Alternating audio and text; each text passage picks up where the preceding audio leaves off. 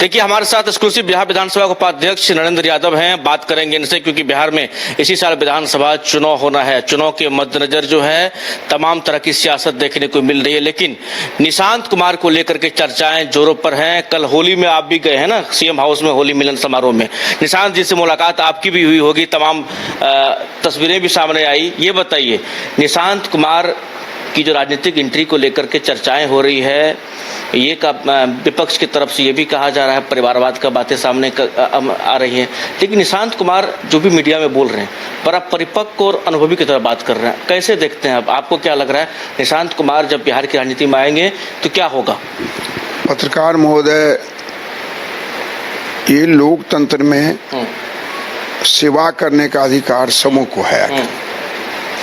अगर निशांत जी के मन में ये भावना है कि हम राजनीति में आकर के जनता की सेवा करें, तो ये अच्छी बात है। मैं इसलिए कह रहा हूँ कि एक क्रिकेटर का लड़का क्रिकेटर बन सकता है, एक डॉक्टर का लड़का डॉक्टर बन सकता है, एक हॉकी खिलाड़ी का लड़का हॉकी खिलाड़ी बन सकता है, तो एक राजनीतिक का लड़का सेवा क्यों नहीं कर सकता? क्योंकि उनके घर का वातावरण ऐसा होता है कि अनेक प्रकार के अतिथि आते हैं, अनेक प्रकार की बातें होती है, उस माहौल में वो भी रहता है, देखते रहता है आके। तो अगर निशांत जी लोकतंत्र में संसदीय प्रणाली में आकर के जनता की सेवा करते हैं, इसमें बेजाय क्या है? अच्छा, आपको क्या लग रहा है, कल आपकी मुलाकात हुई उनसे? मैं गया था होली मिलन में माननीय मुख्यमंत्री महोदय के यहाँ, उनसे मेरी मुलाकात हुई थी। उन्होंने मुझे भी अबीर लगाया, मैंने भी उनको अबीर लगाया। उन्होंने मुझे प्रणाम किया। तो उनमें बहुत ही मैंने देखा कि शांतिपूर्वक सोम की तरह निशांत कुमार खड़े थे और झुक करके जो भी लोग जाते थे सब को प्रणाम कर रहे थे, सबको नमस्कार कर रहे थे। तो ये अच्छी बात है। अच्छा, तेजस्वी से अगर तुलना करेंगे तो क्या लग रहा है तेजस्वी यादव के सामने वो मतलब कैसे देखते हैं उस निशांत कुमार को? उसके बारे में क्या कहना चाहेंगे? क्या है कि बातचीत की जो शैली है, जो बातचीत करते हैं, या फिर आपको नहीं लगता जो बातचीत बहुत परिपक्व हो गए वो करते हैं? देखिए, तेजस्वी जी पहले से ही विधायक बने, डिप्टी सीएम बने, फिर नेता प्रतिपक्ष बने, और निशांत जी भी हाल में चाह रहे हैं कि सार्वजनिक जीवन में आके हम सेवा करें। ये शांत प्रकृति के आदमी है, सौम्य है और बहुत कम बोलते हैं इस जगह पर, लेकिन नाप तोड़ करके बोलते हैं। तो बिहार के विकास में अगर ये आते हैं तो क्या लग रहा है इनका भी योगदान रहेगा, मतलब काम करेंगे ये? देखिए, हमारे नेता अभी आदरणीय नीतीश बाबू हैं, उनके नेतृत्व में हम लोग इस बार विधानसभा का चुनाव लड़ेंगे और एनडीए जो गठबंधन है उसके वो नेता हैं। और निशांत जो है वो राजनीति में अभी प्रवेश कर रहे हैं आगे, और राजनीति में प्रवेश करके वो सीखेंगे, अनुभव प्राप्त करेंगे, देखेंगे, इसका लाभ मिलेगा उनको। अच्छा, अब कब तक प्रवेश? चर्चाएं जोरों पर हैं, पोस्टर भी तमाम जगह लगाए जाते हैं, अबीर गुलाल की तस्वीरें भी सामने आती है, कब तक एंट्री होगी? आप क्या कहना, अंदर खाने क्या खबर चल? ये राजनीति एंट्री नहीं है क्या? राजनीति एंट्री हो चुकी है। ये तो मैंने पहले ही कहा कि हर व्यक्ति को सार्वजनिक जीवन में आने का अधिकार है, उसमें निशांत जी भी हैं, इसमें हर्ज क्या है किसी जगह पे? अच्छा, तेजस्वी यादव जिस प्रकार से नीतीश कुमार को लेके कहते रहते हैं जो भाई अब उनकी मानसिक स्थिति जो वो ठीक नहीं है, हम लोग को तरस आती है, उनको क्या हो गया है, क्या लगता है? आप तो कल मिलने भी गए हैं, मुख्यमंत्री नीतीश कुमार जी ठीक हैं? पत्रकार जी संत कबीर ने कहा था, कबीरा गर्व न कीजिए, कभी न हंसिए कोई, भरी नौ समुद्र में का जाने का होए। मैं आज अभी स्वस्थ हूँ, मैं अस्वस्थ हो सकता हूँ, आप भी स्वस्थ हैं, आप भी अस्वस्थ हो सकते हैं, लेकिन कभी किसी पर उंगली नहीं उठाना चाहिए आदमी को। अगर एक उंगली दूसरे की तरफ उठती है, 3 उंगली अपनी तरफ उठती है। नीतीश बाबू गए थे मधेपुरा 30 जनवरी को प्रगति यात्रा में, कलासन में उन्होंने अनेक योजनाओं का शिलान्यास उद्घाटन किया और 2:30 बजे से लेकर के 4:30 बजे तक उनकी अध्यक्षता में बैठक हुई। 45 मिनट उन्होंने हम लोग को संबोधित किया, सारे पदाधिकारियों को संबोधित किया। उन्होंने कुछ नहीं देखा के और बहुत मजबूती के साथ हर मुद्दों को नोट रखने का काम क्या मैं गौर से देख रहा था किस जगह पे। अभी भी उनमें वो क्षमता है, उनमें वो सोच है, उनमें वो समझ है, जो निर्णय लेते हैं वो सरजमीन पर उतारने का प्रयास करते हैं आके। लेकिन विरोधी जो कहते हैं उसके लिए क्या मैसेज देंगे आप भी? मैंने संत कबीर की बातें कह दी, उसी में सारी बातें सन्निहित हैं आके इस जगह पे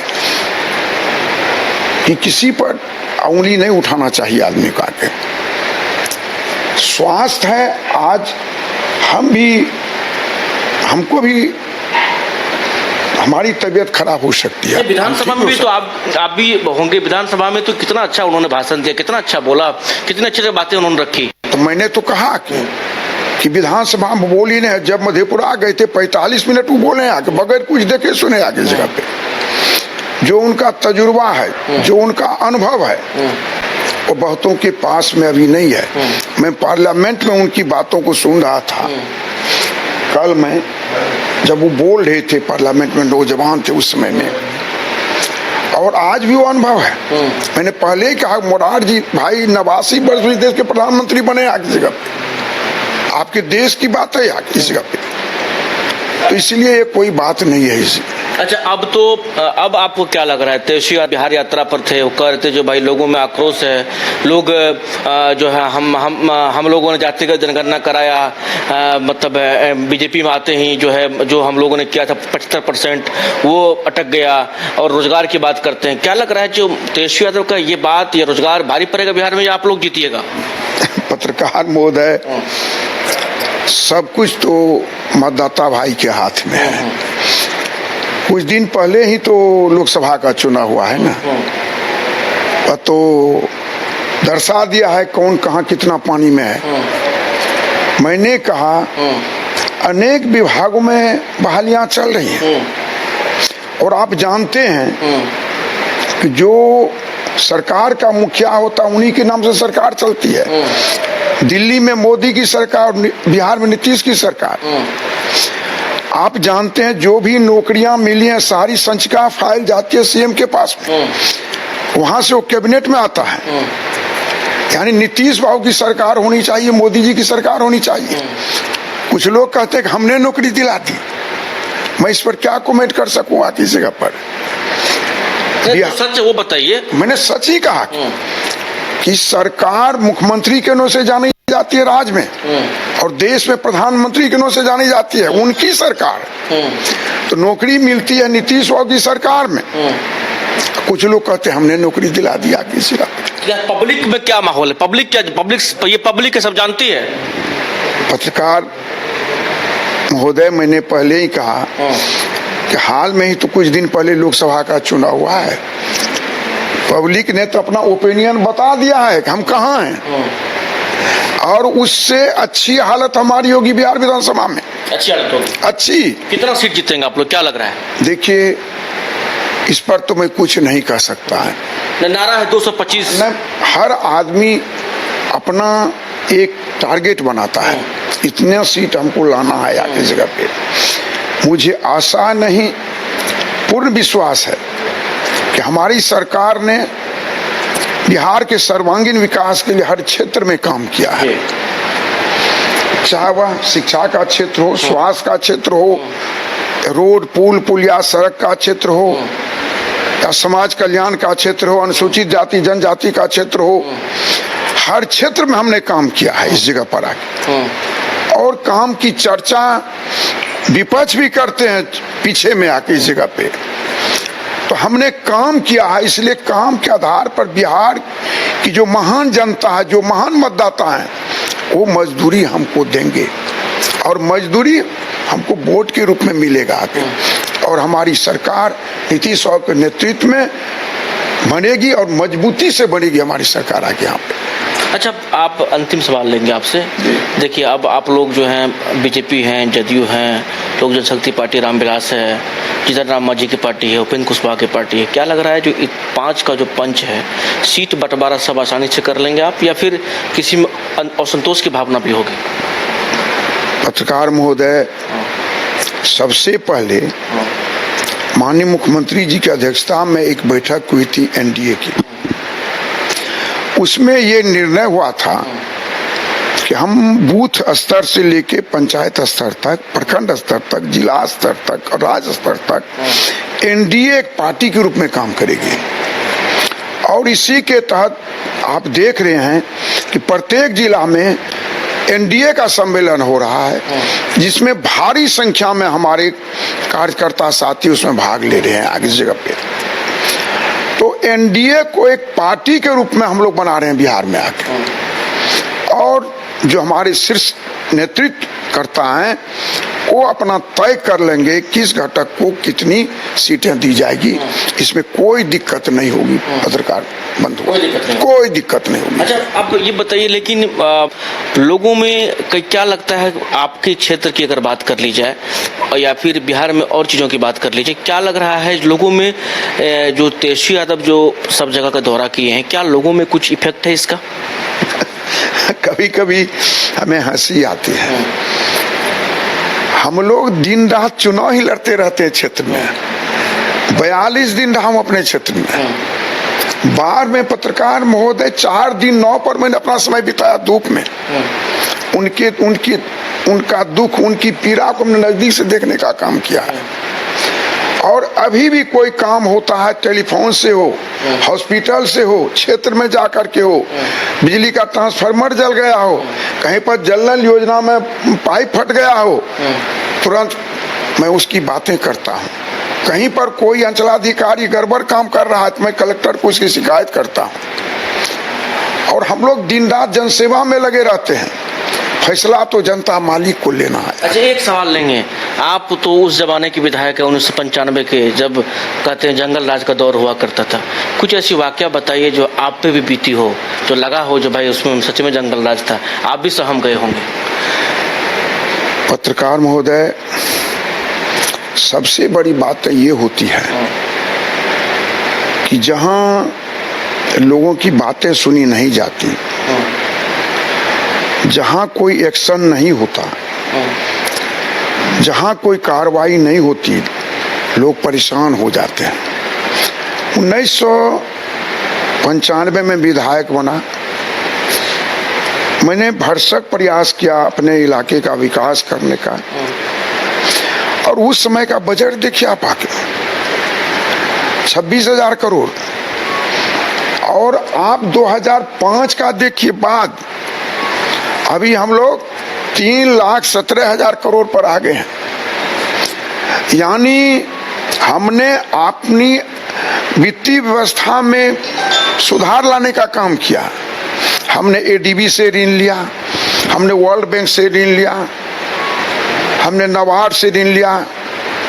अन्य संस्थानों से कैसे बिहार का डेवलपमेंट हो। 2008 को याद कीजिए पत्रकार महोदय, कुछ त्रासदी को क्या स्थिति थी आप उस इलाके में। सारे पुल पुलिये ध्वस्त हो गए थे, सड़कें ध्वस्त हो गई थी, जान माल की क्षति हुई थी। और नीतीश बाबू ने उसी इलाके की सेवा की। और जब चुनाव आ बिहार विधानसभा का, सारी सीटें हमको चली आई वहाँ पर। अगर हम चर्चा करें उस समय की, तो कोई घटना आपके साथ भी हुई थी जो चर्चा आप भी कभी कभी करते थे कि भाई हम भी अछूते नहीं थे, हमें भी धमकाया गया था, क्या ये बातें सच है? पत्रकार महोदय, मैंने एक गाड़ी खरीदी थी, 2 लाख ऋण मिला था और 40,000 रुपया एक व्यक्ति से मैंने पैसा लेकर के 2,40,000 में विलीज गाड़ी खरीदी थी।